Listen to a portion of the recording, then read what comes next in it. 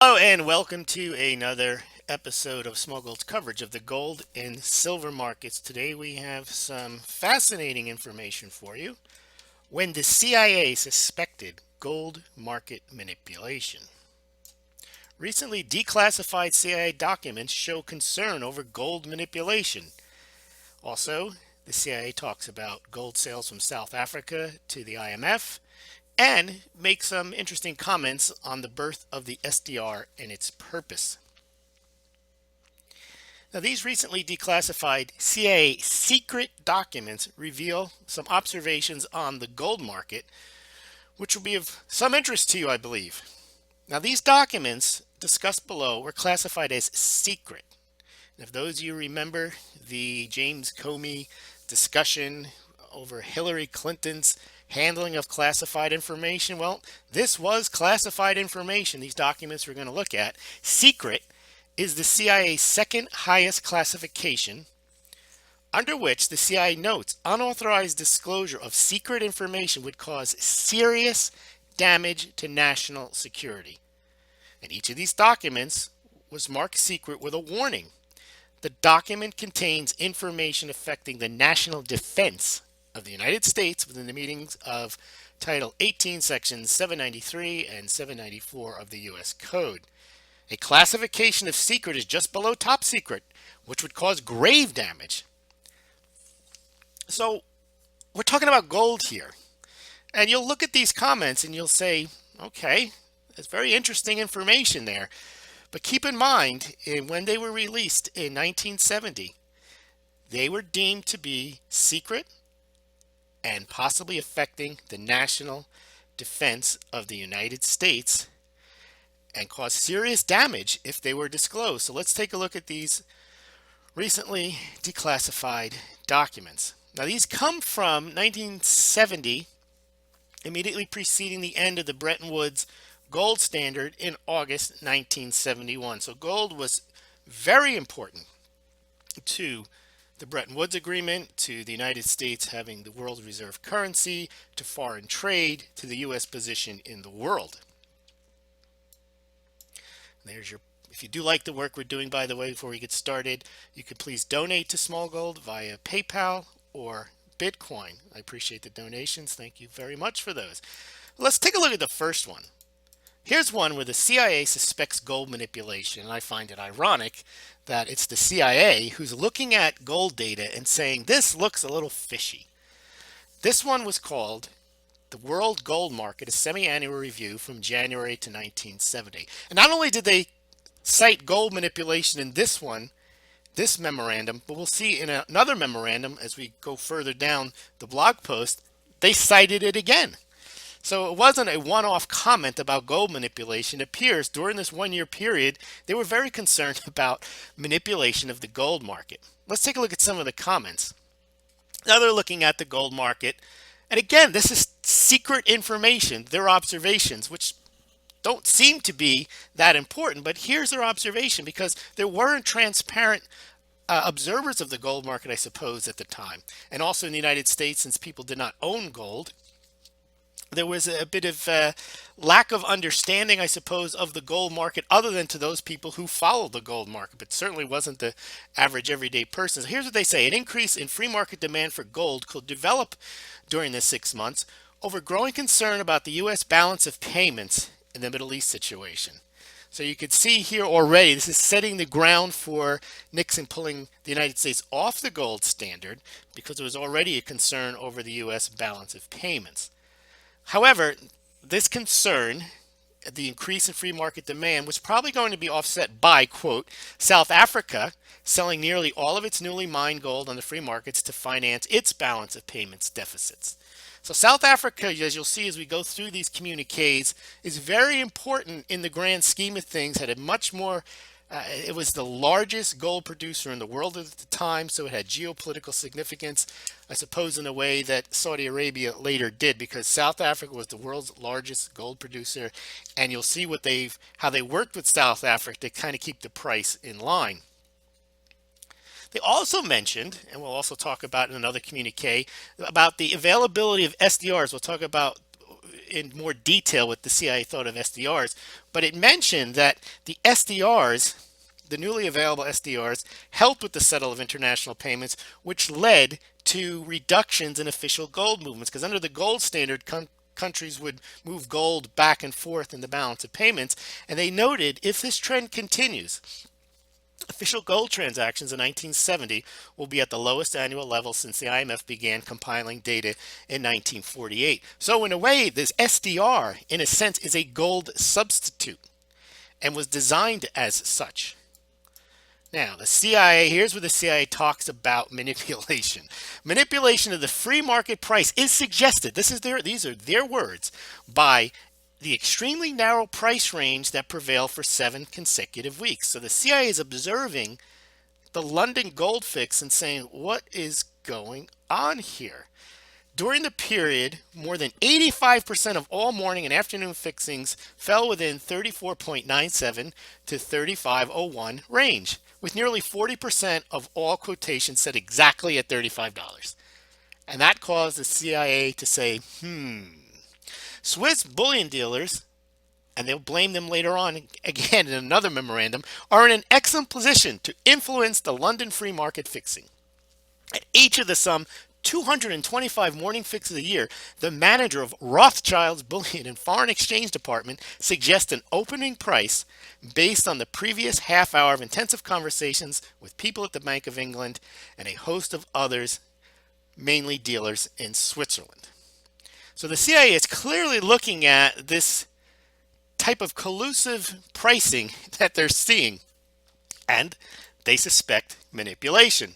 By the way, if you're interested in buying gold, please do so through the Smaulgld site, through any of the many affiliates that we have that sell gold and silver. If you do so, Smaulgld gets a small commission, and that's another way we fund the site besides donations. And you pay no more, no less than if you visited the sites directly. So please consider, it's not investment advice, but if you are going to buy gold or silver, please consider doing it through the Smaulgld site. You could do so. I'll leave some links below this YouTube video, and also there are links on the website and banners that you can click to check out your pricing and shipping and availability of products. The next one we're going to look at, the next document from the CIA, was called the Gold World Market in 1969 and the Prospect for 1970. And I call this one How the IMF Got Much of Its Gold. If you look at the official World Gold Council, and also I update my top 10 by looking at the Chinese and Russian sites directly to get their gold reserve numbers, putting aside whether these numbers are accurate, I don't like to get into that debate. I can only publish what they say they have. I can't publish numbers that people think they have. But in any event, the IMF, according to their own numbers, shows they have the 3rd largest gold hoard in the world at 2,814 tons. Now, how do they get all that gold? Well, South Africa. Now, here's another. It's funny. The CIA is worried about manipulation, but the arrangement that the IMF had with South Africa was in itself a manipulation scheme. So at the time, South Africa, as we mentioned, was the world's largest gold producer. But the IMF had created an arrangement in late 1969 that allowed South Africa to sell its production at $35, effectively offering it price protection against the free market dips, but also helping to maintain the $35 price. Quote, South Africa may sell gold to the IMF under certain conditions, but agrees to sell most of its newly mined output on the free market.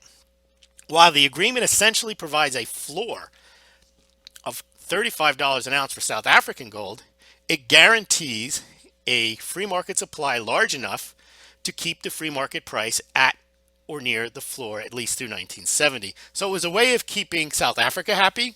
It was in a way of also keeping the price at $35. And of course, the IMF purchased a lot of gold from the South Africans and built up their gold hoard, partially through South African gold. The next one, recent trends in the gold market. This is towards the end of 1970.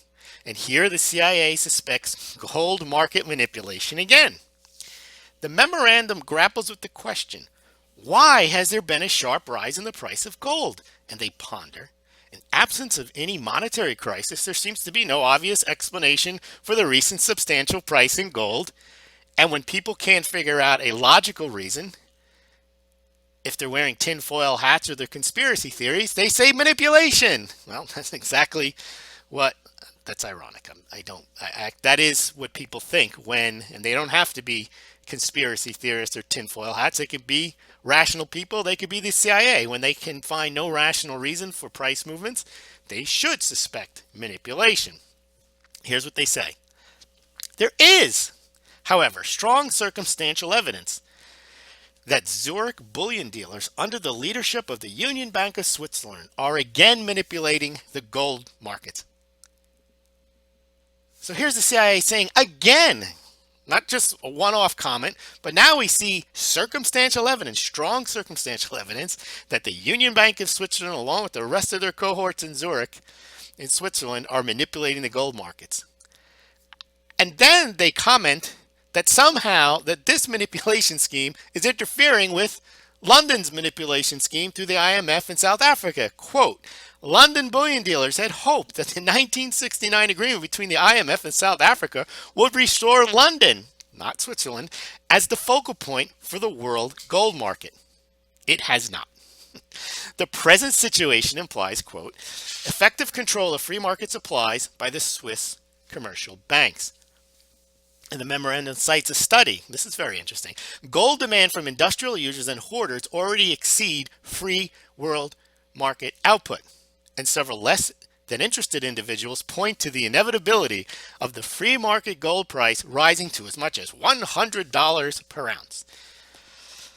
And the memorandum notes that the Union Bank of Switzerland was trying to induce speculative demand, i.e. trying to manipulate the markets to, quote, force the price beyond $50 an ounce levels because, as the CIA speculated, they are clearly desirous of recouping last year's losses during the precipitous decline in free market prices in October and November 1969. And there's your pitch to buy silver through Smaulgld if you're so interested. And the final one we're going to look at today involves the SDR. This memorandum is called Special Drawing Rights Paper Gold in Action. Note that they called SDRs paper gold.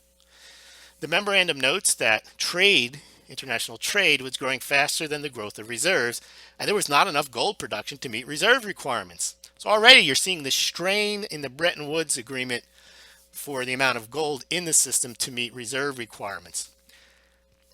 Quote, the only available means of increasing reserves abroad was through continued deficits in the U.S. balance of payments. But the U.S. no longer had excess gold reserves, and other countries had become reluctant to accept large additions to their dollar holdings. This is a very telling point here, especially knowing what's coming in August of 1971 when the Bretton Woods Agreement finally gets ripped up. The CIA called the SDR, quote, a new type of liquidity as permanent as gold itself to ensure increases in liquidity. They also said the SDR is a form of money and credit. SDRs, quote, cannot be extinguished by being exchanged by gold. They can only be traded among central banks. And unlike gold, there are no private uses for SDRs that compete with their use as an international currency. Nevertheless, SDRs are not soon likely to supplant the dollar or international monetary system. Foreign central banks need working balances, which are presently denominated largely in dollars. And there you have it. Those are the declassified CIA documents with their reflections on gold. Special thanks to VJ on Twitter who alerted me to these documents. And please remember, if you enjoyed this YouTube video and the Smaulgld channel and the Smaulgld website, please donate to Smaulgld and also consider purchasing your silver and gold through the Smaulgld website, and subscribe to the YouTube channel and subscribe to Smaulgld.com. Thank you very much.